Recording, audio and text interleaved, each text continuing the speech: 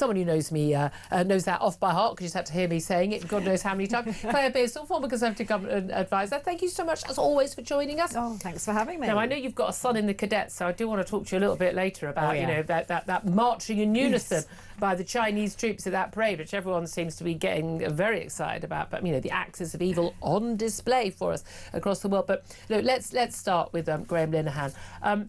He's such a lovely soul, Graham Linehan, Father Ted creator, you know, and many other things. I mean, he's genuinely one of the sort of the nicest souls you'll ever meet. I was messaging him yesterday. The man's exhausted after a long flight and then being held in a cell for a long time, having to rush to hospital because his blood pressure peaked. But he was arrested by fined armed police officers over 3 posts. Let me just read out what those posts were, just so everyone's clear about this.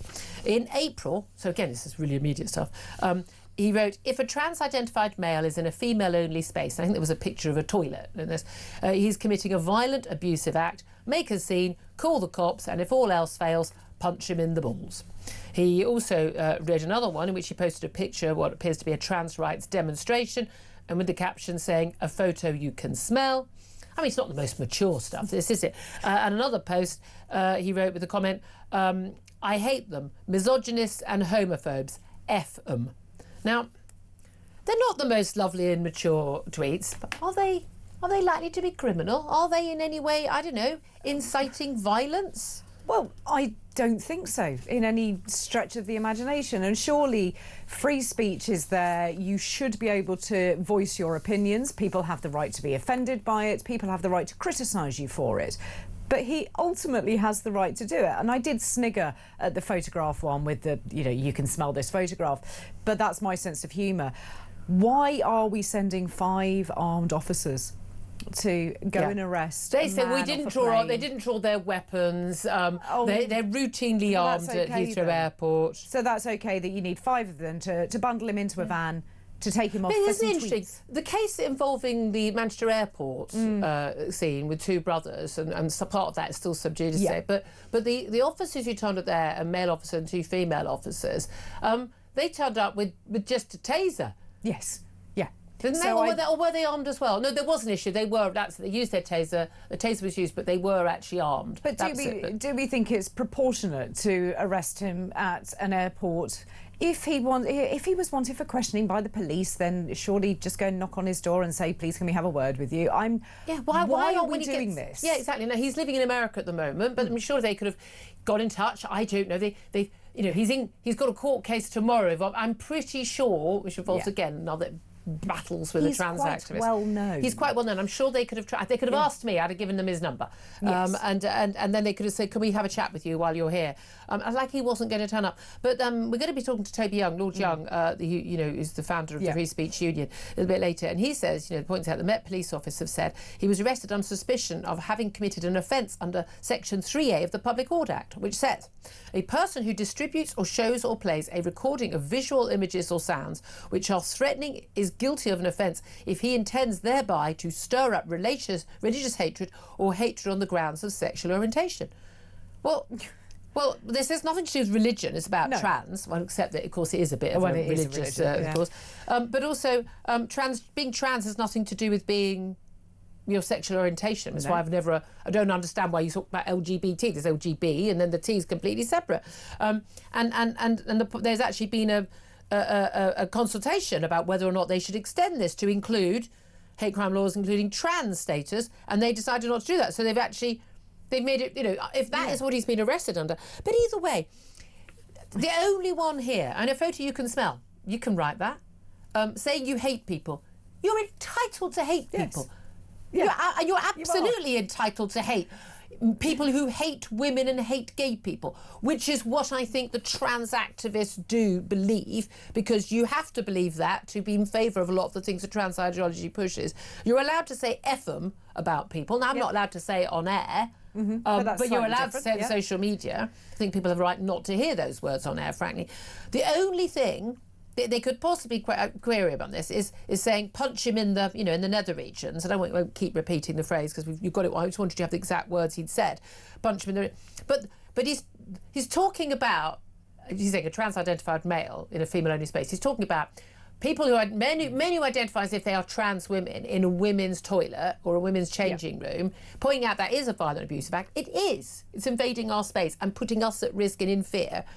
Make a scene, call the cops, make a scene, there you are, get out, call the police, and if all else fails, i.e. if you are, intimidated, punch them in the balls. But part of that is it's a joke about the fact that they're calling themselves women, but actually they are intact males who can be punched in there. Now, he's also said it was also a bit of a joke that women are smaller than, I don't think that is the joke. I think the joke is the fact that the irony is they actually do have male genitalia. I mean, but in no way, this is not an incitement to violence. And even if it was, how many times have we seen people posting online, wearing T-shirts, holding placards in public in front of police officers, kill TERFs, hang a TERF, punch a TERF? MPs, scholars have stood in front of people holding those placards.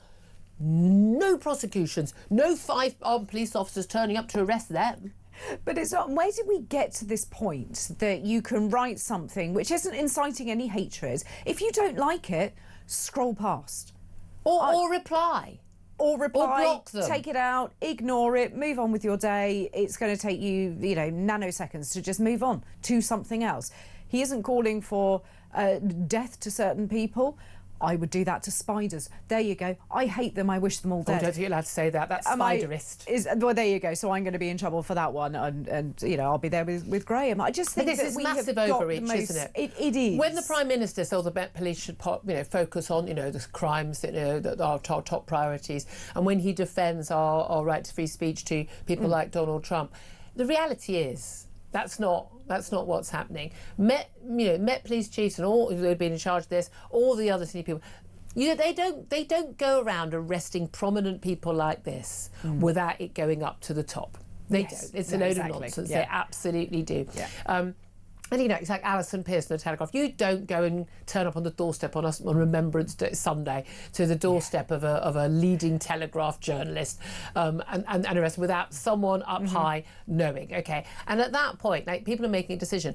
The reality is, our police have been totally and utterly captured by trans ideologists and activists, by Stonewall and others. You don't get to be a senior police officer unless you believe in this stuff or pretend to. You can't get through the College of Policing unless you sign up to this stuff. Rank and file police officers tell me all this all the time. And this is across the board. It's in our courts, it's in our judges, our magistrates, it's in prisons, it's across the board, and it needs to be got out, and it needs to be got out brutally and quickly and thoroughly, because it is a danger to us. I mean, we haven't even got it out of our health service, where they've been basically, mutilating children for this ideology. This is a disgusting, horrible ideology, and I hate it.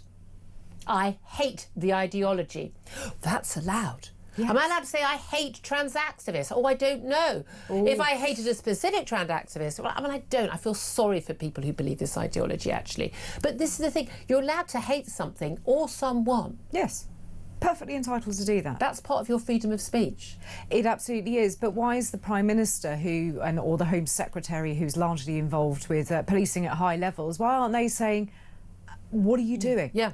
They either have their priorities or they don't. Exactly. Why are they saying their priorities if they have to be ignored? Stop arresting people for things they write. Yeah. If he had written, I want you to go and punch or, kill this person. Totally different. 100%. Yeah. 100%. That is incitement to violence, and you should be arrested for that. Yeah, you really should. But we as a nation have got to stop reporting in everything that we don't like the look of. But we don't do that. It's troublemakers who do that. Troublemakers do. But why are the police paying attention to them? Well, Nigel Farage today, he's going to be giving evidence to the House Judiciary Committee in Washington in Congress on free speech in the UK. He's going to be raising cases, of course, like Lucy Connolly. No doubt he'll raise the case of Graham Linehan and other cases. No doubt even one of his own reform supporters, Sarah White, she was charged with a Section 14 order offence over a protest at Epping.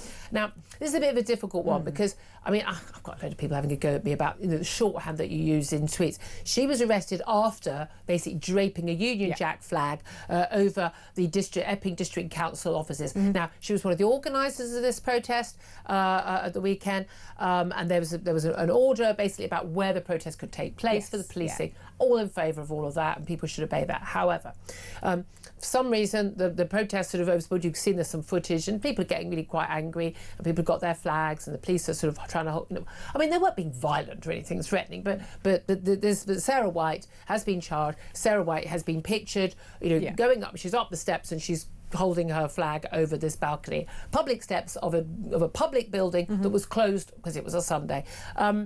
She has been charged because she failed to comply with the order saying that protest should not take place there, but also she was one of the organisers, so there was extra responsibility on her. But fundamentally, she was manhandled to the ground. She says her arm felt like it was about to be broken. A number of police officers then marched away, kept in cells, and then charged. We have seen an awful lot worse by people doing many other protests, and we haven't seen that sort of treatment of a 5'3" woman. We spoke to one of her colleagues in the Reform Party, Julia Hartley-Brewer, about this. She has been charged. They will be going to, she will have to be bailed to appear in court. Some other people have been charged, but is that a reasonable response? Let's take out the specifics, but a reasonable response when people are upset about this issue? But she clearly, as a 5'3" woman with no weapon, clearly poses no risk to anybody, and is not sort of, spouting hate. It's not like someone has gone to, the home of a migrant, or entered the hotel where migrants are that she's objecting to, gone to the public district council offices. Yeah, I mean, I think it is a slightly complicated one because there were restrictions in place as to where you could protest and what time it should finish. So that aside, why is it proportionate for the police to arrest a woman for doing this? Why did they not say, right, there is an order in place, you need to leave now, and just escort her away? Exactly. Why would you not just choose that as your route and say, you should know better, you are one of the organisers, you did understand the route, off you go home? Absolutely. Well, look, we do want to talk to Sarah White, but also Graham Linehan messaged Graham Linehan yesterday, but he's busy preparing for his return for a court case tomorrow about that at another time. But we want to hear your thoughts on all this. 0344 499 1000 is the number to call. Do we still have free speech in Britain? I really feel we do not. I mean, there are lots of restrictions on what we can say on air and things. I mean, if you look at in newspapers, this sort of requirement, but frankly, editors need to frankly grow some cojones, where they refer to, trans people, even killers and rapists, by their preferred pronouns. In court cases, like, stop it, just stop it, grow some cojones, please. But also things like Ofcom designating things like, and again, they have the same views on that as well. So things like climate science is settled science. So, and things like whether you have to have for or against and things like that. I mean, how dare they think that they have a say over what? There's no such thing as settled science. Even evolution, which I think pretty much all of us accept, is still a theory. It's not proven. I mean, I'm sorry, but it's just ridiculous. Anyway, the solution to everything, as we know, and if Tony Blair was in the room, he would absolutely agree, is national digital ID cards. Labour, we're told, are looking at, of course they are, they're always looking at, and the last Tory government looked at it as well, having national digital ID cards to tackle, I don't get this, tackle illegal migrants coming to the country, but also working in the black market in this country. The argument being that we've got this pool here, not only can people come here and never leave, they're able to work here illegally because people don't have digital ID cards. How do they get that argument in their heads? Well, I don't know. This is always going to come up. Please, somebody tell me how it is going to stop boats crossing the channel. It isn't. What is it going to do to illegal workers? Absolutely nothing, because if somebody is going to employ somebody illegally, they know exactly what they're doing. They're not going to change their mind. They're off the books already, yes. Yeah. Do you have hello person who can barely speak English? Yes. Do you, and whose address is a migrant hotel? Do you have a national insurance number to work here legally? Oh, no, you do not. Do you have documentation showing your visa that shows your right to work here? No. Do you have a passport showing you're British? Or like an EU citizen who has a right to be? No. I don't think you can work here. So unless you can produce something, well, apparently they're producing, paperwork and it's forged. No, they're not. No. They're not being asked for it because they're working on the cheap. And the reason why the employers employ them is they don't have to pay national insurance and tax on them, and they can pay them under the legal minimum wage, and they can't complain, because if they complain, they will get in trouble with the police. I mean, they won't be deported, of course they won't. The idea that these people employing them in the black market are going, oh, but let me check your digital ID. So the whole of Britain, every law-abiding person in this country is going to have to carry a national digital ID because of some employers who, let's face it, if the police really were not spending time arresting comedy writers at Heathrow, could actually go and tackle, go to the nail bars, go to the barber shops, go to the car washes, go to the car washes, go to some of the factories. I'm sorry, I doubt that it's got to be on the wit of man for you to go and find where these people are being employed and go and get those people. And the crucial thing is, punish the people who do this and punish them severely. And I don't mean just a little fine. I mean huge fines. I mean time in prison. Let's make it serious. Landlord, you renting out a home to an illegal migrant without permission? I mean, basically they've all been doing it on the government money now, on our money. But, you are going to face but like £100,000 fine. A genuinely, I really don't want to do this because if I get caught, it's going to be trouble. If you just enforce the law we already had, you wouldn't need to impose this massive cost and massive infringement of our civil liberties. I don't want to show anybody my ID. It's no one's business who I am or where I am, unless a police officer, unless I'm choosing to purchase or ask for a service where my ID is relevant, I need to show my identity, or unless a police officer had good reason to suspect that I have committed a crime. It's no one's business who I am. No, precisely. And I carry enough pieces of ID with me that should I need to do so, I can do it. But what am I going to do? Walk down the street and then somebody to say, oh, well, we need to see your ID, love. No. Well, exactly. Why? But again, people say, what's the problem? You've done nothing wrong, what's the issue? Well, we saw what happened during COVID, didn't we? Exactly. When people were going to be stopped. What do you think they're going to be loading on? What other information? Do you think it's just going to be your name and address, your national insurance number? It's going to be everything about you. It's going to be your vaccination record. It's going to be your passport record. It's going to be your tax. It's going to be everything. And this is what they have in... I mean, I'm not a conspiracy theorist, but this is the direction of travel, being able to control what people can do, what they can buy. But also, would you trust the government to hold centrally your data? I mean, not if I was an Afghan interpreter, no. I mean, we have seen over the years, we've seen people leaving. Do you remember the CD-ROM drives of child tax credit? Yeah, leave it on a train, leave it at a bus stop. I don't trust the government to have all that information on me. They already have my photograph on my passport and my driving licence. Why do they need anything further? Yeah, absolutely. It's just extraordinary. And again, this is just another, and that is another attack on our freedom of speech. That's the thing. It is all part of the same story.